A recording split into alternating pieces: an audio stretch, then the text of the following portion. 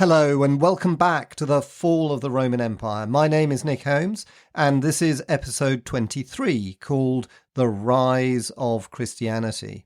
In the last couple of episodes, we've heard a lot about Diocletian and the enormous changes he made to the Roman defense system, the army, tax system, and of course the famous division of government into four co-emperors called the Tetrarchy.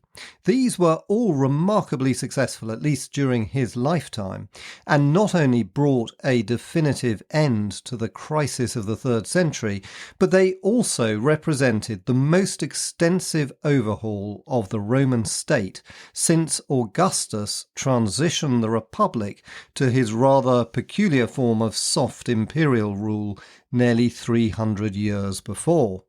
Now, Augustus is generally regarded as the greatest Roman emperor because he so successfully navigated the Roman Republic away from the bloodbath of civil war that it had degenerated into when the republican system broke down and was replaced by quasi-dictators fighting it out like Sulla, Pompey, Julius Caesar, and finally, of course, Augustus himself in his former guise as Octavian. And Augustus is really best remembered for the Pax Romana that he created, the nearly 200 years of peace across Europe and the Mediterranean, which had never been achieved before and which has never been achieved since. But when we move on to Diocletian 300 years later, his achievements, in my opinion, rank on a par with those of Augustus, because he re-established the Roman Empire after a similar sort of crisis, which was, in his case, of course, the crisis of the 3rd century, in just as radical a new form as Augustus did. But when people talk about the late Roman Empire and the world of late antiquity, as it's often called, there's one thing that tends to overshadow everything else, and that is, of course, the rise of Christianity. Now, this is where Diocletian's legacy falls down spectacularly because of his great persecution of the Christians, as you heard about in the last episode, and equally the Emperor Constantine emerges as the great hero because he became the champion of Christianity, reversing Diocletian's persecution and really establishing the foundations of the Christian Church, as we will cover in future episodes. But I think we have to ask the fundamental question, irrespective of the actions of the Roman emperors, why was it that Christianity became so popular in the 3rd century? And I think this is one of the most interesting questions in all of late Roman history. So in this episode, let's dive a bit more deeply into what was really happening in Roman society and why there was this move away from the pagan gods towards this new religion of Christianity. Hope you enjoy it.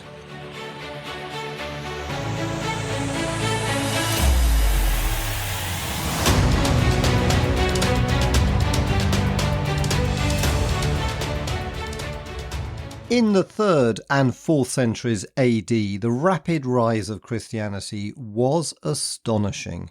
One historian has plausibly estimated that in AD 200 there were perhaps only 200,000 Christians, representing a mere 0.3% of the total population. But within 100 years, by AD 300, this had risen to over 6 million, representing around 10% of the population. In another 50 years, by AD 250, it had reached over 30 million, representing the majority, around 60%, of the entire population of the Roman Empire. In contrast, in its first 200 years, Christianity had done very little. It originally began in the 1st century AD as a very minor Jewish sect. It was Paul the Apostle who broke away from Judaism and established a non-Jewish Christian community in Antioch in the AD 40s. Paul had originally been both a traditional Jew and a critic of the early Christians until he was famously converted to Christianity on the road to Damascus. Christian teaching, led initially by the apostles, spread slowly from Antioch into western Anatolia and then more widely across the Roman East. But the spread of Christianity was very slow, with an estimated 1,000 Christians in AD 40, perhaps rising to around 10,000 by AD 100. Indeed, Christianity was so marginal to begin with that the Romans hardly noticed it. Probably the first time it registered in Roman minds at all was when the apostles Peter and Paul were allegedly martyred in AD 64 on the orders of the Emperor Nero, after he blamed the Great Fire of Rome on the Christians. But before we discuss Christianity's transformation in the 3rd century, let's briefly consider the belief systems in the ancient world at the time of the advent of Christianity. Religion in the ancient world was strikingly diverse. A multitude of different deities were worshipped, and perhaps surprisingly for a modern observer used to religious strife in the 21st century and other centuries as well, coexisted largely without conflict. Religious faith was dominated by superstition. For example, sessions of the Senate in Rome began with the burning of incense on the altar of victory. Sacrifice was a daily ritual and the precursor to all significant events, from military expeditions to chariot races. The Roman gods were a version of the Greek gods, comprising the 12 Olympians, 6 male and 6 female, so called because they resided on Mount Olympus. All 12 were assimilated into the official Roman religion using Roman names. Therefore, Zeus, the Greek head of the Olympians, was called Jupiter by the Romans. These gods were worshipped as official deities. Temples such as the marvellously well-preserved Pantheon in modern Rome would have housed statues to one or many of them. It should also be remembered that classical philosophy flourished. Most educated Romans were familiar with the ancient Greek philosophers and held them in very high esteem. In particular, the metaphysical works of Plato and Aristotle were studied and admired just as widely as they are today. The Roman Emperor Marcus Aurelius's own philosophical writings, as well as new schools of philosophy such as Neoplatonism, were heavily influenced by them. However, amidst the hugely diverse population of the empire, numerous other deities and sacred beings were also worshipped. Many of these were minor and parochial, comprising animals such as crocodiles and hippopotamuses in Egypt, or rivers and forests in the Celtic West. They were often seen as protectors of the local community and environment.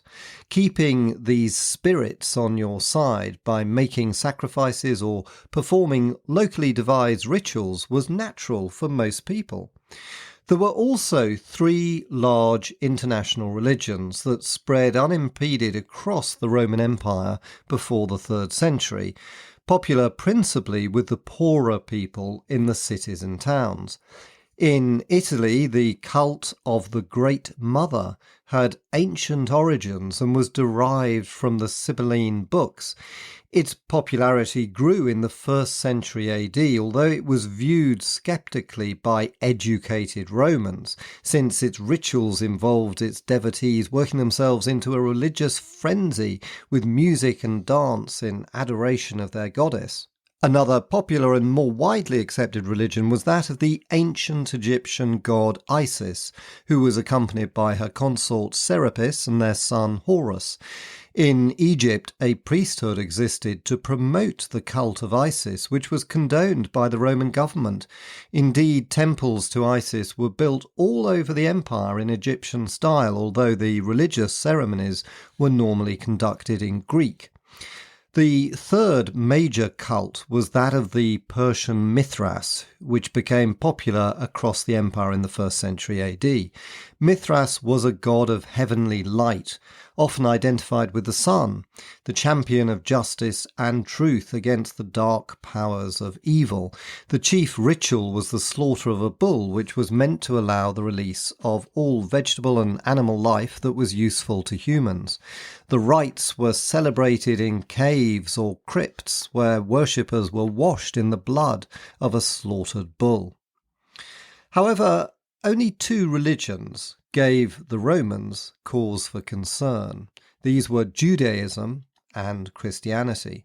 The reason was that both were monotheistic and rejected all other gods. For the Romans, this was tantamount to treachery, for it meant the rejection of Rome's official deities. Indeed, Judaism's fierce independence had resulted in the extermination of the Jewish state by the Roman army and the destruction of the great Second Temple in Jerusalem in AD 70.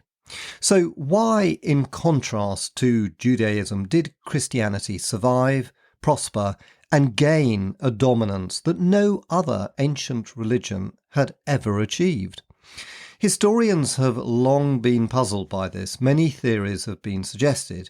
One is the efficient church organisation, which had developed by the 3rd century into a fairly effective system of bishops and lesser clergy who built churches and spread Christian teaching. Another theory is the early Christian church particularly appealed to new members because it was a conspicuously egalitarian organisation in a world that was intensely hierarchical. The important role of women has also been highlighted, who the early church allowed to participate in worship to a greater extent than other religions, probably resulting in a higher number of female converts. In addition, the early church's strict prohibition on birth control, abortion, and infanticide might have meant that Christian women had more children than pagan women.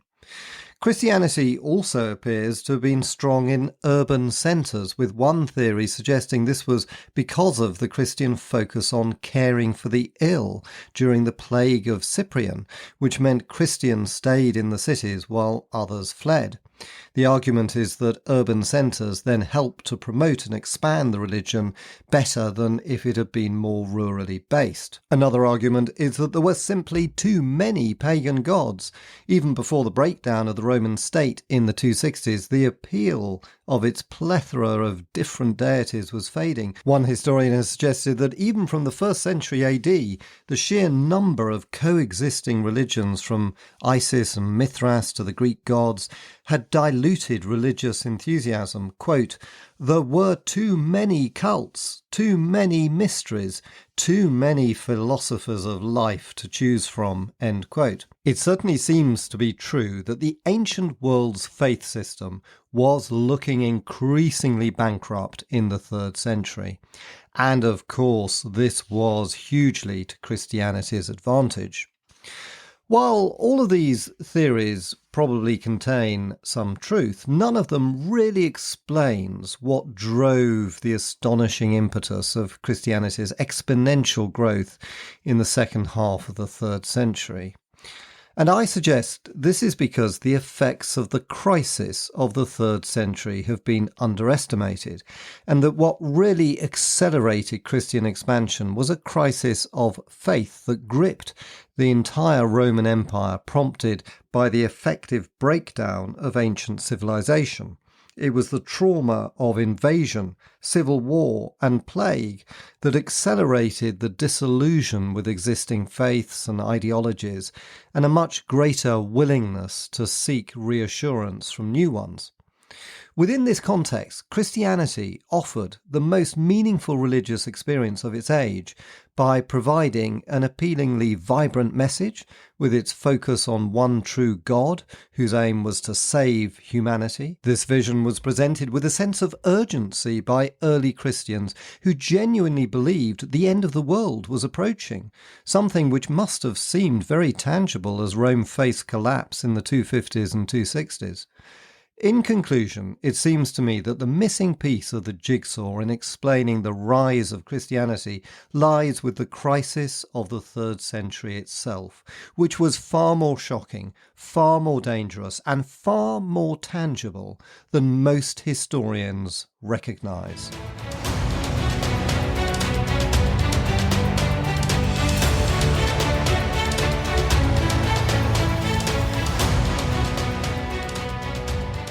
And that ends this episode. Thanks so much for listening, and I hope you enjoyed it. And if you did, of course, I'd be delighted for any quick ratings or reviews on whichever podcast app you use.